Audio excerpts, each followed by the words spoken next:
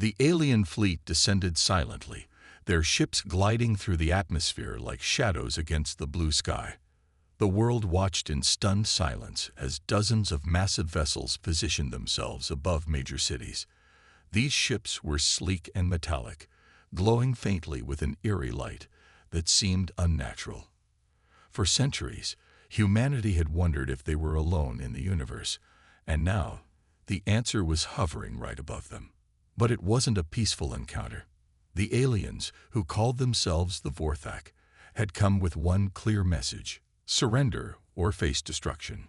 Commander Kale, the leader of the Vorthak expedition, stood on the bridge of his flagship, staring at the planet below. To him, Earth looked beautiful but fragile, much like the species that inhabited it. After years of observation from afar, the Vorthak had concluded that humans were weak, constantly fighting among themselves, ruining their own environment, and showing no signs of unity. Conquering this world would be easy, almost effortless. With a wave of his hand, Commander Kale ordered his communications officer to broadcast their ultimatum. Humans, the cold, mechanical voice echoed across every radio and television channel. You have 72 hours to surrender. Resistance will result in your annihilation. In Washington, D.C., President Laura Hayes sat in the Oval Office, her face pale but determined. Around her, military advisors and scientists gathered, discussing what could be done. Among them was Dr. Ryan Carter, a physicist who had spent most of his career studying the possibility of extraterrestrial life. Beside him stood Colonel Alex Monroe, a tall man with sharp features and a reputation for being fearless in battle. Both men knew the odds were stacked against humanity. The Vorthak's technology was far beyond anything Earth had ever seen. Still, giving up wasn't an option. As news of the alien demand spread, chaos erupted across the globe. In New York City, crowds filled the streets, some shouting prayers, others crying in fear. Families packed their belongings and fled to rural areas, hoping to escape whatever horrors might come. Meanwhile, in Los Angeles, groups of young adults armed themselves with makeshift weapons, ready to fight back despite knowing how hopeless it seemed. Everywhere, people reacted differently, but one thing was certain: life as they knew it was about to change forever. Back aboard the Vorthak flagship, Commander Kale watched the scans of Earth unfold on a large screen. His ship's advanced sensors were mapping the planet's surface, searching for weaknesses. What he saw puzzled him. Earth appeared primitive on the surface, but beneath its crust, strange energy signatures pulsed faintly. It was unlike anything his people had encountered before. Curious, Kale ordered his crew to focus their scans deeper, probing further into the planet's hidden layers. At the same time, Dr. Carter and Lieutenant Emma Brooks, a skilled engineer working alongside him, worked tirelessly in a top-secret facility. Using Earth's satellites, they managed to intercept part of the Vorthak's scanning signal. What they discovered shocked them. Beneath the surface of Earth lay traces of ancient civilizations, ruins of structures so old they predated recorded history. More importantly, these sites contained remnants of advanced technology that might rival or even surpass the Vorthak's own. "This changes everything," Dr. Carter whispered, staring at the data on his computer screen. If humanity could unlock the secrets buried deep within their own planet, they might stand a chance. But time was running out. The Vorthak were already analyzing the same data, and once they understood what they were dealing with, they wouldn't hesitate to strike. Colonel Monroe, meanwhile, began organizing resistance efforts. He recruited ordinary citizens willing to fight, including Jake Thompson, a former Marine-turned-mechanic, and Mia Lopes, a survivalist with experience in guerrilla warfare. Together, they started preparing for a battle no one believed they could win. Weapons were stockpiled, bunkers reinforced, and plans drawn up. Hope was scarce, but determination burned brightly in the hearts of those who refused to give up. 72 hours. That was all the time humanity had left. And as the clock ticked down, the fate of Earth hung precariously in the balance. Dr. Ryan Carter stared at the screen in front of him, his fingers flying over the keyboard as he analyzed the intercepted data from the vortex scans. Beside him, Lieutenant Emma Brooks leaned forward, her eyes wide with disbelief. The information they had uncovered was staggering.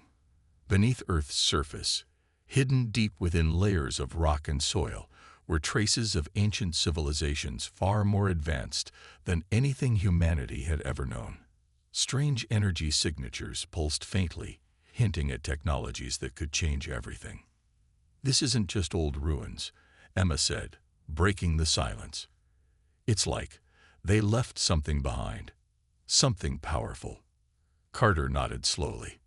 "If we can find it and figure out how to use it, we might have a fighting chance against the Vorthek." But time was running out. The aliens were already analyzing the same data, and their technology was far superior. If the Vorthek reached these artifacts first, humanity wouldn't stand a chance. President Laura Hayes listened intently as Carter explained the situation during an emergency meeting. Her expression was grim but resolute. "We need to act fast," she said. "What do you propose?" "There's a site in Egypt," Carter replied. "The scans show unusual activity near the ruins of an ancient city. I think there's something there, a vault or some kind of structure buried underground. It's our best shot." Hayes didn't hesitate. "Put together a team. Get whatever resources you need. We're not going down without a fight." The mission fell to Captain Daniel "Danny" Wright, a fearless pilot known for his quick thinking under pressure. Alongside him were Emma, Jake Thompson, and Maya Lopes. Each brought unique skills to the table. Emma's engineering expertise, Jake's combat training, and Mia's survival instincts would all be crucial. They boarded a transport plane bound for Egypt, their minds racing with both hope and fear. When they arrived at the site, the air was thick with tension. The ruins stretched out before them, crumbling stone structures half buried by sand. Using handheld scanners provided by Carter, they located an entrance hidden beneath a collapsed temple. The descent into the underground tunnels was treacherous. Darkness enveloped them, broken only by the dim glow of their flashlights. The air grew colder and heavier the deeper they went. "This place gives me the creeps," Jake muttered, gripping his rifle tightly. "Stay focused," Danny replied, his voice steady. "We don't know what's down here." They soon discovered that the tunnels were booby-trapped. At one point, Emma narrowly avoided stepping on a pressure plate that would have triggered a deadly spike trap. Later, they encountered robotic guardians, ancient machines designed to protect whatever lay within. The group worked together, using their wits and weapons to disable the threats. Each step forward felt like a victory, but the danger was far from over. Finally, after hours of navigating the labyrinth, they reached a massive chamber. In the center stood a crystalline artifact, glowing faintly with an otherworldly light. Its surface shimmered like liquid, and strange symbols etched into its sides seemed to shift when viewed from different angles. "That's it," Emma whispered, her voice filled with awe. "This is what the Vorthak are looking for." But as Jake approached the artifact, the ground began to shake violently. Dust rained down from the ceiling, and the sound of distant explosions echoed through the tunnels. The Vorthak had traced their movements and sent drones to investigate. "We need to move," Danny shouted, grabbing Emma's arm. "Now." Jake hesitated, staring at the artifact. "We can't leave it. If they get this—" "I know," Danny snapped. "Grab it and let's go." With great effort, Jake lifted the artifact, feeling its weight, not just physical, but somehow significant. As alarms blared and the rumbling intensified, the team sprinted back toward the exit. Behind them, the tunnels began to collapse, forcing them to dodge falling debris and navigate collapsing pathways. Above ground, chaos erupted. Vorthek drones descended from the sky, firing beams of energy that tore through the sand. Danny led the group toward their transport vehicle, shouting orders as they ran. Jake clutched the artifact tightly, knowing its power could be humanity's last hope. As they climbed aboard and sped away, the drones gave chase, relentless in their pursuit. Back at base, the artifact became the focus of intense study. Humanity's survival depended on unlocking its secrets, and doing so before the Vorthak launched their full-scale invasion. For now, the small victory in Egypt was a glimmer of hope, but everyone knew the hardest battles were yet to come. The artifact sat in the center of the lab, glowing faintly as scientists surrounded it, their faces a mix of awe and determination. Dr. Ryan Carter and Lieutenant Emma Brooks worked tirelessly, trying to decipher the strange symbols etched into its surface. The crystalline structure seemed alive, pulsating with energy that no one fully understood. Hours turned into days as they ran tests, analyzed data, and debated theories. Finally, Emma made a breakthrough. "It's not a weapon," she announced, her voice trembling with excitement. "It's a key, a way to unlock something inside us." Carter frowned, leaning closer to examine the readings on her tablet. "Inside us? You mean humans?" Emma nodded. "Yes. The ancients who built this didn't just leave behind technology. They left a way to enhance themselves, to make themselves stronger, faster, smarter. This artifact can amplify human abilities." The implications were staggering. If they could harness its power, humanity might stand a chance against the Vorthak. But activating it wouldn't be easy. The artifact required precise calibration, and even then, there was no guarantee it would work, or that it wouldn't harm whoever used it. Colonel Alex Monroe called a meeting to discuss the next steps. "We need volunteers," he said, his tone firm but respectful. "This is risky. We don't know what will happen. But if it works, we'll have an edge against the Vorthak." Jake Thompson stepped forward without hesitation. "I'll do it," he said, his voice steady despite the uncertainty. Maya Lopes followed suit, along with a handful of other soldiers. They all knew the risks, but they also knew how dire the situation was. Humanity couldn't afford to wait. The procedure took place in a secure chamber deep underground. Each volunteer lay on a metal table as technicians connected wires and sensors to monitor their vitals. The artifact was placed above them, its glow intensifying as the machine hummed to life. Dr. Carter watched nervously, ready to shut everything down at the first sign of trouble. When the process began, it was brutal. Waves of energy surged through the volunteers' bodies, causing them to convulse and cry out in pain. Some couldn't handle it. Their systems overloaded, and they slipped into unconsciousness. 2 didn't survive. The room fell silent except for the sound of monitors beeping erratically. But those who endured emerged changed. Jake woke up feeling different. His senses were sharper, his muscles stronger. He clenched his fists experimentally and realized he could feel the weight of the air around him. Beside him, Mia sat up slowly, her movements fluid and deliberate. She glanced at Jake, her eyes filled with wonder and fear. "What did they do to us?" she whispered. Before anyone could answer, alarms blared throughout the facility. The Vorthak had detected the energy spike from the activation process and launched another attack. This time, they targeted the lab directly. Explosions rocked the building as alien drones descended, firing beams of light that tore through walls and equipment. "Everyone out," Colonel Monroe shouted, ushering survivors toward the emergency exits. Soldiers returned fire, but the Vorthak forces were overwhelming. Jake and Mia, still weak from the procedure, struggled to keep up. But as adrenaline kicked in, their newfound abilities started to manifest. Jake noticed a drone aiming at Emma, who was helping carry an injured scientist. Without thinking, he reached out with his mind. And to his shock, the drone froze midair. It hovered for a moment before crashing to the ground. Mia, meanwhile, dodged incoming fire with unnatural speed, weaving between blasts as if she could predict where they would land. "We need to get to the surface," Danny Wright yelled, leading the group toward the exit. Outside, chaos reigned. Buildings burned, and civilians fled in panic. The sky was filled with Vorthak ships, their weapons raining destruction on the city. As Jake and Mia fought alongside the soldiers, they realized their powers were growing stronger with each passing moment. They weren't just enhanced, they were evolving. Humanity's greatest weapon might not be machines or armies, but the untapped potential within themselves. But the battle was far from over. The Vorthak weren't going to retreat easily, and humanity's newfound strength was only the beginning.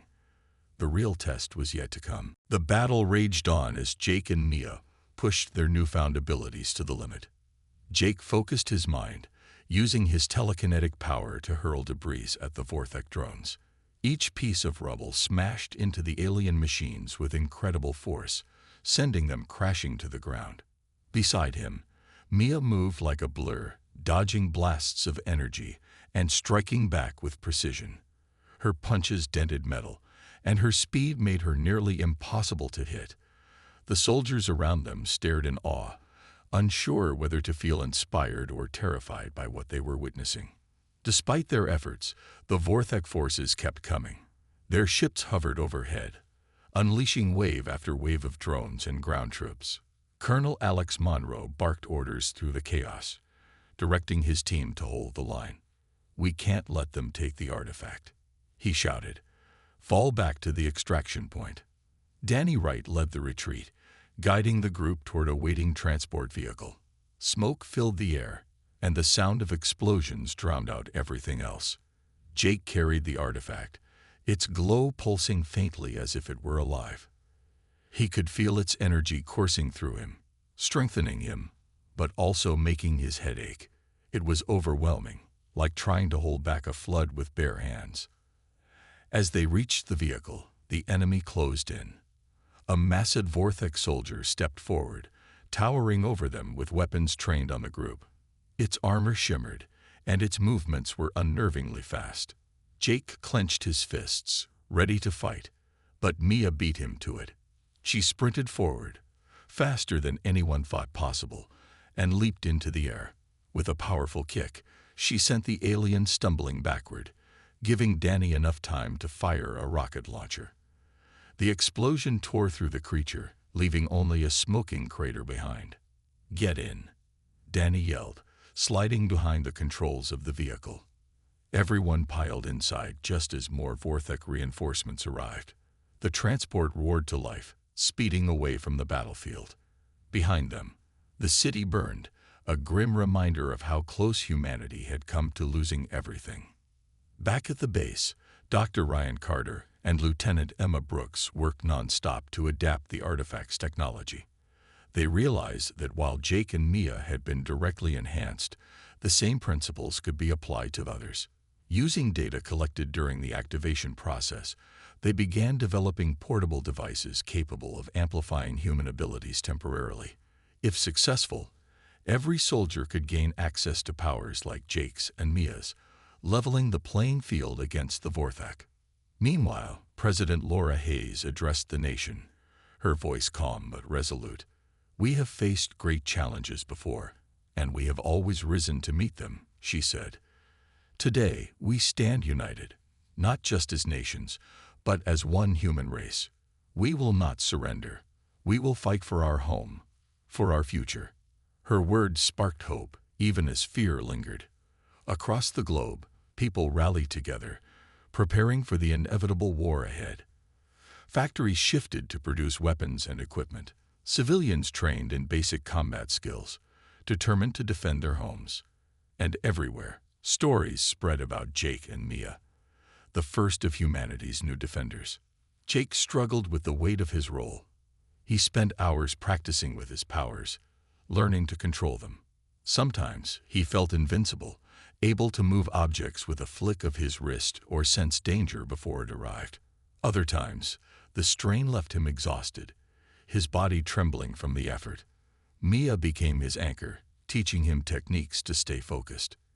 Together, they trained hard, knowing they would need to be ready for whatever came next. Colonel Monroe devised a bold plan, a counterattack against the Vorthak flagship. Intelligence reports suggested that Commander Kale, the alien leader, was aboard the vessel. If they could disable it, they might cripple the invasion force. Jake and Mia volunteered immediately, along with a small team of elite fighters. They knew the mission was dangerous, but they also knew it was necessary. As preparations continued, humanity braced itself for the final showdown. The Vorthak had underestimated Earth once, but now they faced something entirely unexpected. A species unwilling to give up, no matter the odds. For the first time since the aliens' arrival, there was a glimmer of hope. Humanity wasn't just fighting to survive. It was fighting to prove that it deserved to exist. The mission to infiltrate the Vorthak flagship was as dangerous as it sounded. Jake, Mia, Danny, and their small team of soldiers prepared in silence, each lost in their own thoughts. They knew the odds were against them. The Vorthak flagship was a fortress in the sky, bristling with weapons and guarded by countless drones. But they also knew that failure wasn't an option. If they could disable its main systems, humanity might gain the upper hand. Danny piloted the stealth craft, weaving through space debris and avoiding detection by enemy sensors. The ship's cloaking device masked their presence, but one wrong move would expose them. Inside, Jake clenched his fists, focusing on controlling his telekinetic powers. Beside him, Maya stretched her muscles, testing her heightened reflexes. Both of them had been training non-stop, but nothing could fully prepare them for what lay ahead. When they reached the flagship, Danny brought the craft to a halt near an access hatch. "This is it," he said, his voice low but steady. "Let's make it count." The team suited up in specialized gear designed to protect them from the harsh conditions of space. Using magnetic boots, they stepped onto the hull of the massive vessel, moving carefully to avoid triggering alarms. Jake used his powers to pry open the hatch, his hands trembling from the effort. Once inside, they found themselves in a narrow corridor lit by dim blue lights. The air was cold, and the hum of alien machinery echoed around them. "Stay sharp," Mia whispered, her eyes scanning the area. "We're not alone." They moved quickly, following the map Dr. Carter and Emma had pieced together from intercepted data. Their goal was the core of the ship, where the primary weapon systems were located. Along the way, they encountered Vorthak patrols. The aliens were tall and imposing, their armor glowing faintly. Jake focused his mind, using his telekinesis to disarm one soldier before slamming him into a wall. Mia darted forward, taking down another with swift, precise strikes. The team worked together seamlessly, clearing each obstacle with a mix of brute force and careful planning. As they neared the core, the resistance grew stronger. Alarms blared, and reinforcements poured in. Danny fired his rifle, covering the group as they pushed forward. "We're almost there," he shouted over the noise. Finally, they reached the control room. It was a vast chamber filled with glowing panels and strange machinery. In the center stood Commander Kale, the leader of the Vorthak expedition. His eyes narrowed as he saw the intruders. "You are persistent," he said, his voice cold and mechanical. "But persistence will not save you." Jake stepped forward, gripping the artifact tightly. "Maybe not," he replied, his voice steady despite the fear bubbling inside him. "But we're not giving up." Kale raised his weapon, but Jake acted first. He focused all his energy, reaching out with his mind to tear apart the control panels around them. Sparks flew, and the room shook violently. The flagship's systems began to fail, plunging the chamber into darkness. Kale roared in anger, charging at Jake with terrifying speed. But Mia was ready. She tackled the alien commander, her enhanced strength matching his blow for blow. The fight was brutal. Kale was strong, but Mia's speed gave her the edge. She dodged his attacks, striking back with precision. Finally, she landed a powerful kick to his chest, sending him crashing into a damaged console. Electricity surged through his body, and he collapsed, unconscious.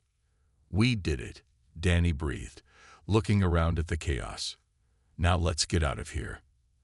As they made their escape, the flagship began to break apart, its systems failing completely. Back on Earth, people watched as the massive vessel exploded in the sky, a sign that humanity had struck a major blow against the invaders. Cheers erupted in cities around the world, but the war was far from over. Jake and Mia returned to base, exhausted but triumphant. Their victory proved that humanity could stand toe-to-toe with the Vorthak. But both knew this was just the beginning. The aliens wouldn't give up easily, and humanity needed to be ready for whatever came next. For now, though, there was hope, a fragile but powerful spark lighting the way forward. The destruction of the Vorthak flagship sent shockwaves through their forces. For the first time, the aliens seemed uncertain. Their leader, Commander Kale, had been defeated, and their most powerful weapon was now adrift in space, a burning wreck.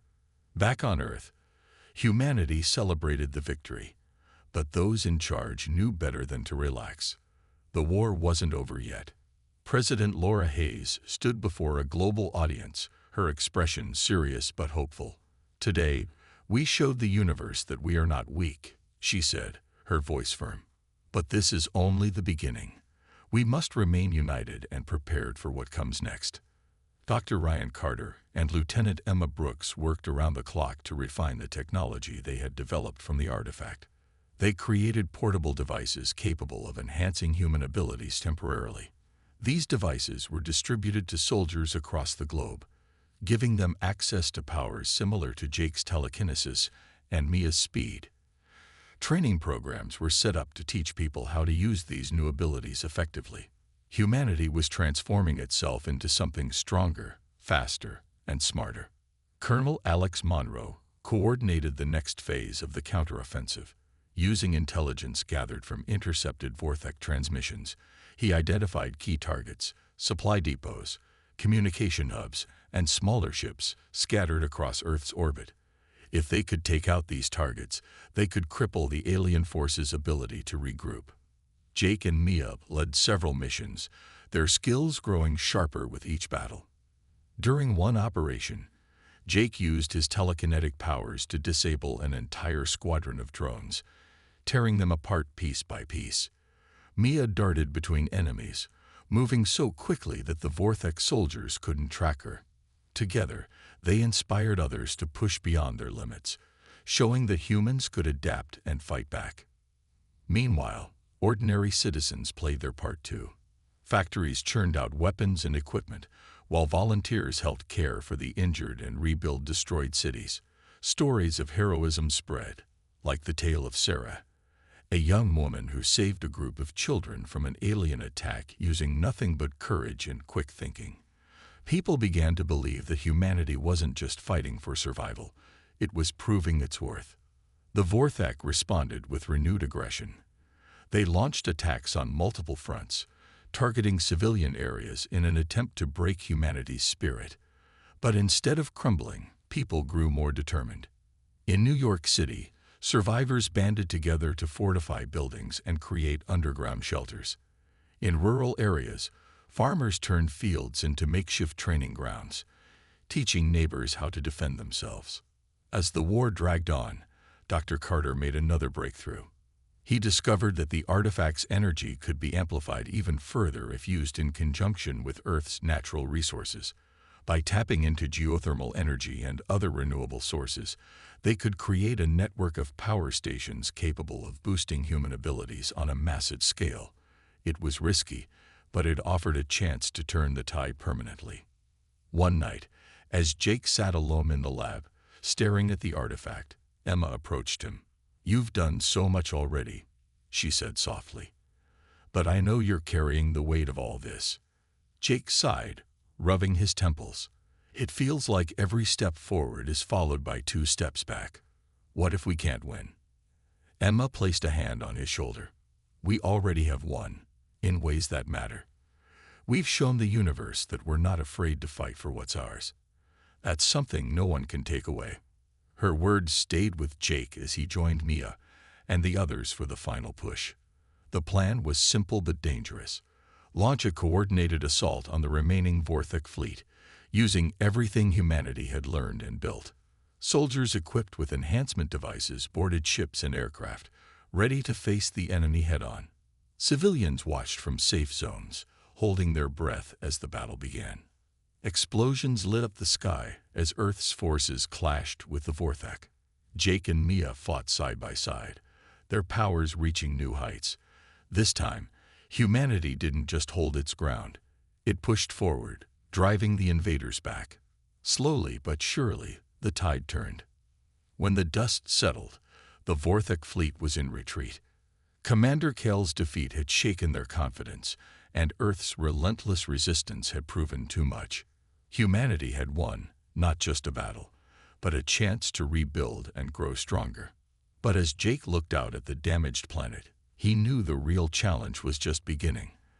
The scars of war would take years to heal, and the threat of future invasions loomed large. Still, there was hope, a fragile but powerful spark lighting the way forward. The Vorthak retreat marked a turning point for humanity, but it wasn't a moment to celebrate just yet. The aliens had left behind destruction, cities in ruins, families torn apart, and scars that would take years to heal. Still, there was a sense of pride in what humanity had achieved. Against all odds, they had stood together and fought back.